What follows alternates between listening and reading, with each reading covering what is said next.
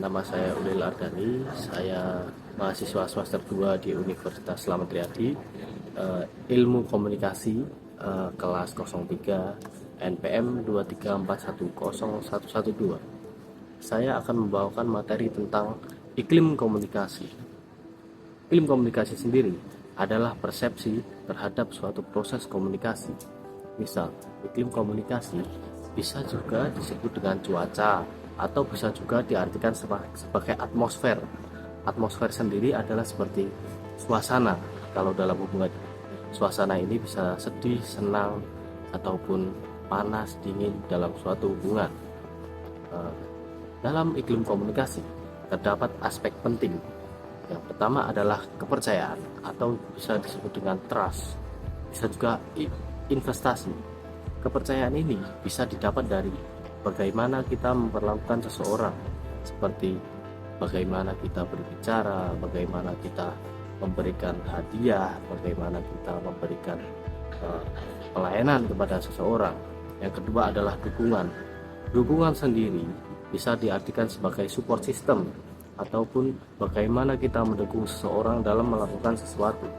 Yang ketiga adalah keterbukaan. Keterbukaan bisa juga dianggap sebagai bagaimana kita mau menerima ataupun mau memberikan tanggapan secara terbuka atau menerima sifat seseorang.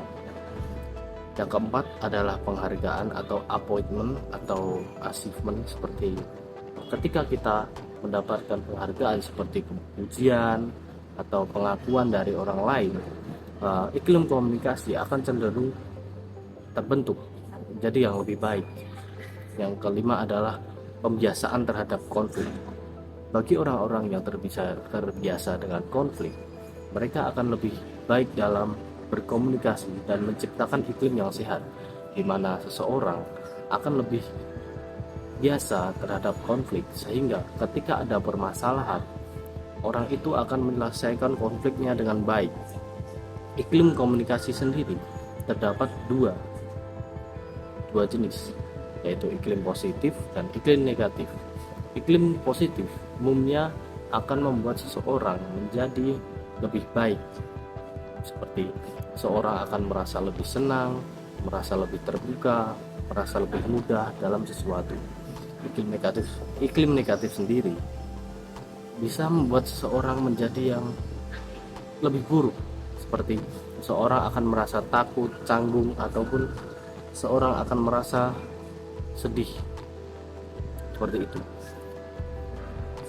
Iklim komunikasi ini bisa diartikan, bisa diterapkan atau bisa diperbaiki dengan kita menganggap suatu komunikasi itu harus berjalan dua arah.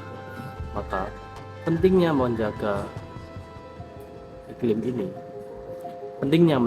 ini adalah supaya kita dalam berkomunikasi ataupun berhubungan dengan orang lain, iklim ini akan sangat berpengaruh ketika kita memiliki suasana hati yang baik, seperti itu. Ketika perasaan kita yang lebih baik, komunikasi antara hubungan akan lebih enak. Maka dalam memahami iklim komunikasi ini, harapannya kita akan menjadi lebih baik dalam berhubungan dan tidak mudah terpicu oleh konflik-konflik yang beresiko menghancurkan sebuah hubungan bukan keuntungan. Mungkin sekian materi yang bisa saya paparkan. Bagi teman-teman, selalu jaga kesehatan. See ya.